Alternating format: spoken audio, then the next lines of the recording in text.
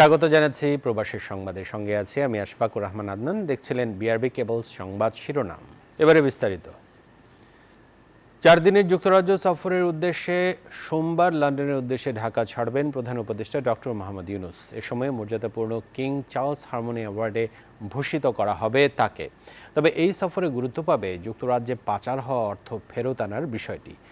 বিশ্লেষকরা বলছেন, নির্বাচনী রোডম্যাপ ঘিরে বিএনপির আস্থা ফেরাতে লন্ডনে ডক্টর ইউনূস তারেক রহমান বৈঠক হলে লাভবান হবে বাংলাদেশের রাজনীতি। বিস্তারিত জানাচ্ছেন প্রমা চৌধুরী। 10 জুন থেকে 13 জুন পর্যন্ত যুক্তরাজ্যের সফরে থাকবেন প্রধান উপদেষ্টা ডক্টর মোহাম্মদ ইউনূস। দায়িত্ব গ্রহণের পর এটি তার প্রথম ইউরোপ সফর।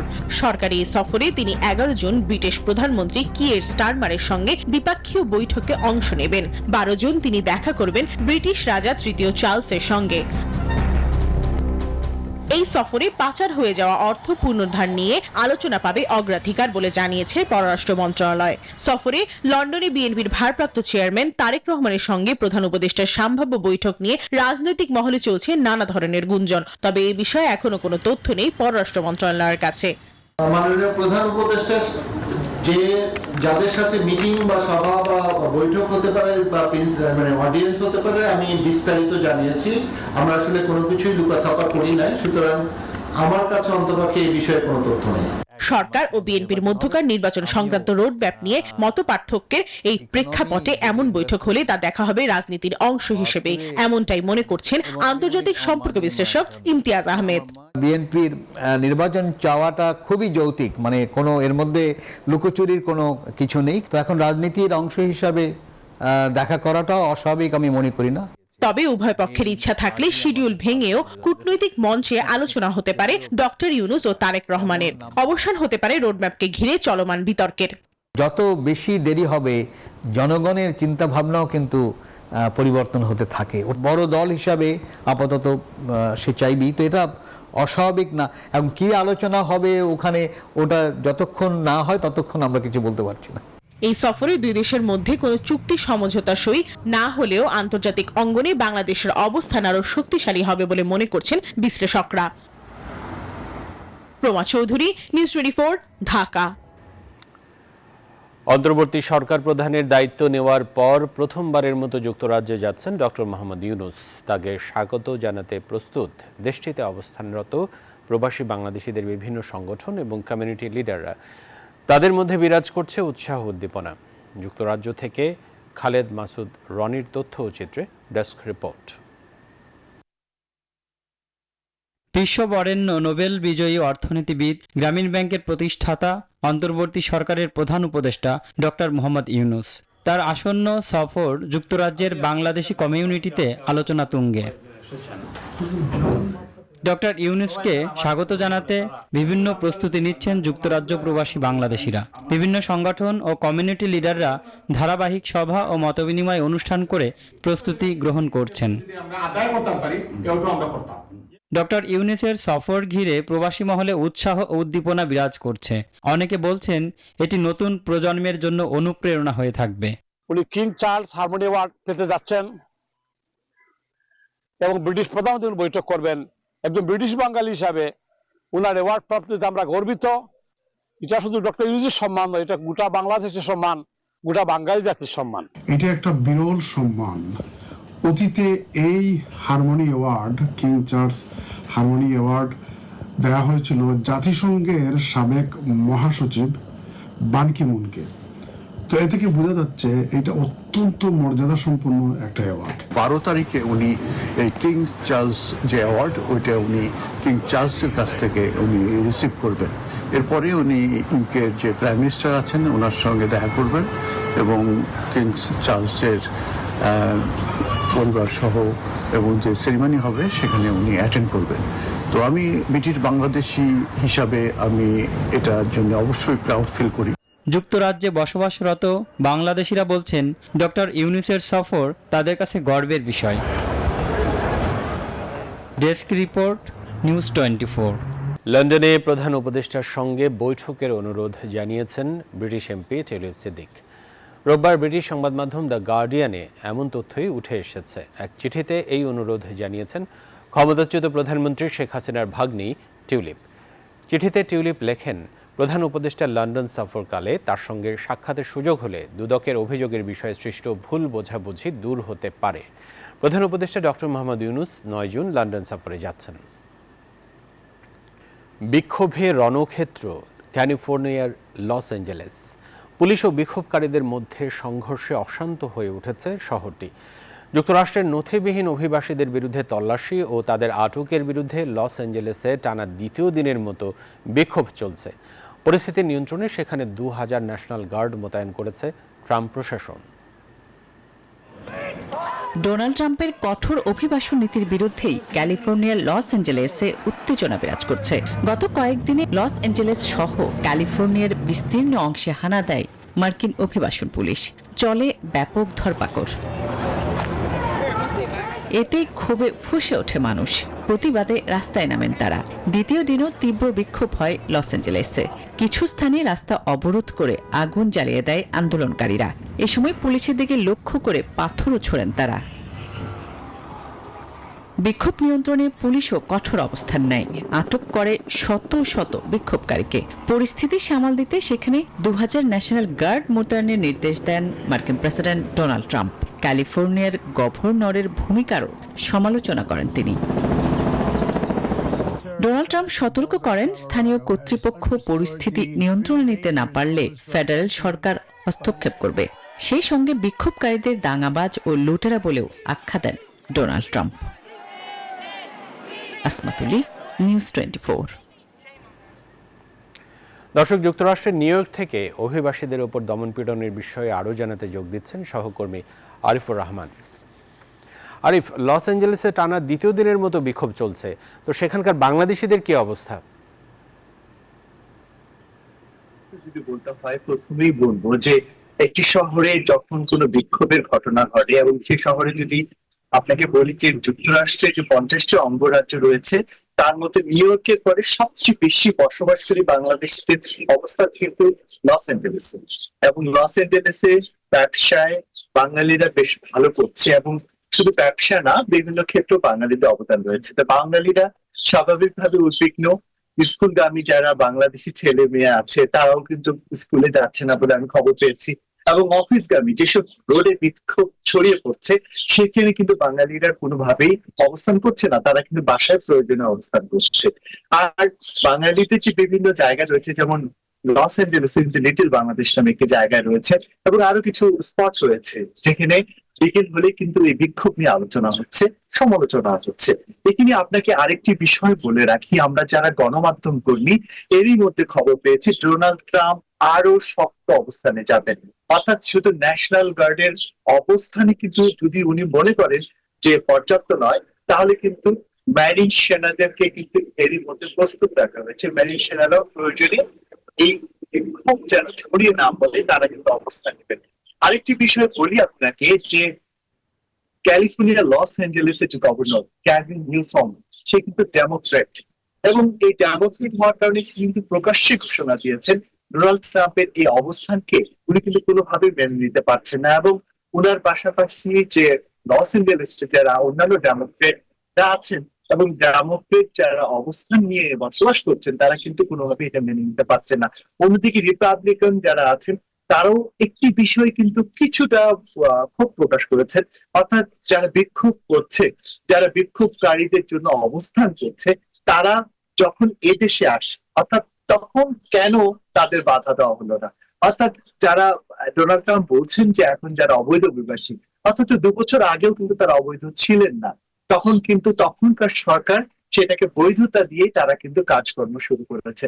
এখন তাদেরকেই ধরা হচ্ছে, তাদেরকেই বন্দি করা হচ্ছে, নিজ নিজ দেশে পাঠিয়ে দেওয়া হচ্ছে। তো এটা নিয়ে কিন্তু এক ধরনের মিশ্র প্রতিক্রিয়া রয়েছে। তো মিশ্র প্রতিক্রিয়ার থেকে বড় বিষয় হচ্ছে যে সংঘর্ষ যেন ছড়িয়ে না পড়ে, সেজন্য যুক্তরাষ্ট্র সরকার আরো শক্ত অবস্থানে যাবেন, এবং এই জন্য সব ধরনের প্রস্তুতি আমি এরই মধ্যে দেখেছি তারা গ্রহণ করেছে। জি আরিফ, আপনাকে অনেক ধন্যবাদ। ঈদ এলেই সবার মনে বাড়ি ফেরার স্বপ্ন, কিন্তু এই স্বপ্ন ছুঁয়ে দেখা হয়ে ওঠে না অনেক প্রবাসীর পক্ষে। ইচ্ছে থাকলেও ফিরতে পারেন না মমতাময়ী মা বাবা, পরিবার আর প্রিয়জনদের কাছে। কানাডা ও পর্তুগাল থেকে প্রতিনিধিদের পাঠানো তথ্যচিত্রে ডেস্ক রিপোর্ট। যান্ত্রিক জীবনের ব্যস্ততায় প্রবাসী ঈদের দিনটা হয়ে ওঠে অন্যরকম। কানাডা প্রবাসীরা মিলিত হন একে অপরের সঙ্গে। ভিন দেশে ঈদের আনন্দ খুঁজে পান বন্ধু বান্ধব, পরিচিত জনের ভালোবাসা ও সহমর্মিতায়। একত্রিত হন এক অনন্য মিলন মেলায়, যেখানে থাকে গল্প, আড্ডা আর সুস্বাদু খাবারের আয়োজন। সৌহার্দ্যপূর্ণ পরিবেশে সবাই একত্রিত হয়ে মেতে ওঠেন নানা গল্প আর খোশ আলাপে। সারাদিন পরিবার পরিজন নিয়ে অনেক আনন্দের সাথে ঈদ উদযাপন করলাম। এরপরও আমরা বাংলাদেশকে অনেক মিস করেছি। বাইরে একটু এনজয় করছি, ইনশাআল্লাহ ঈদ ভালোই যাচ্ছে। যদিও আমরা প্রবাসে থাকি, তারপরে আমরা চেষ্টা করি আমাদের দেশের আবহকে মেনটেন করতে এবং সেভাবে আত্মীয় পরিজন সবাইকে নিয়ে ঈদ করতে। এদিকে পর্তুগালে বাস করা বাংলাদেশের কাছে অন্য এক দিনের মতো ঈদের দিনও সাধারণ একটি দিন, কারণ এই দিনে নেই কোনো ছুটি। দেশ থেকে হাজার মাইল দূরে থেকেও এই রেমিটেন্স যোদ্ধারাই বয়ে আনছেন দেশের অর্থনীতিতে প্রাণ। তবুও চোখের কোণে জমে থাকা অশ্রু বলে দেয় প্রিয়জনের সঙ্গে ঈদের আনন্দ ভাগাভাগি করতে না পারার কষ্ট কতটা গাঢ়। প্রবাসী বাংলাদেশীদের পক্ষ থেকে সবাইকে ঈদুল আজহার শুভেচ্ছা, ঈদ মোবারক। চন্দ্রানী চন্দ্রা, নিউজ 24। সৌদি আরবের রিয়াদে কুমিল্লা 14 গ্রাম ফাউন্ডেশনের উদ্যোগে ঈদ পুনর্মিলনী ও সাংস্কৃতিক অনুষ্ঠান অনুষ্ঠিত হয়েছে। বাথা শামসিয়া ইয়াসমিন অডিটোরিয়ামে এই আয়োজন করা হয়। সভাপতিত্ব করেন 14 গ্রাম ফাউন্ডেশনের সভাপতি মিজানুর রহমান। সাধারণ সম্পাদক আবু হানিফ মোল্লার সঞ্চালনায় প্রধান অতিথি ছিলেন সানসেরি পলিক্লিনিকের ব্যবস্থাপনা পরিচালক আব্দুল আল মামুন। বিশেষ অতিথি ছিলেন প্রবাসী দেবিদ্বার ফাউন্ডেশনের সভাপতি মোহাম্মদ রুস্তম খান, হাফেজ আব্দুল করিম, ইব্রাহিম সবুজ সহ অনেকেই।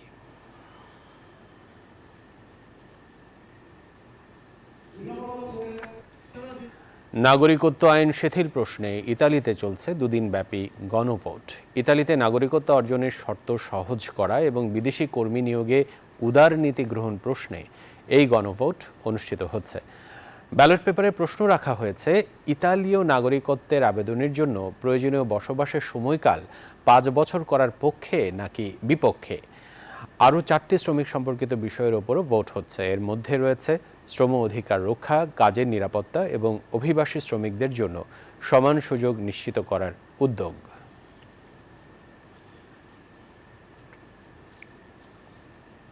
ভিসা জটিলতায় ঈদের ছুটিতে এবার কমেছে বিদেশ ভ্রমণ। টোয়াবের তথ্য বলছে, ঈদের দীর্ঘ ছুটিতে আগের বছর 5,000 পর্যটক বিভিন্ন দেশে গেলেও এবার সেই সংখ্যা 1,500-এ দাঁড়িয়েছে। 10 মাসে পর্যটকদের বিদেশ সফর কমেছে 70%। বিশ্লেষকরা বলছেন, বহির্বিশ্বে প্রধান উপদেষ্টা ডক্টর ইউনূসের ভালো ইমেজ থাকলেও দেশের রাজনৈতিক অস্থিরতায় ভিসা বন্ধ বা সীমিত হচ্ছে বাংলাদেশিদের। বিস্তারিত জানাচ্ছেন প্রমা চৌধুরী।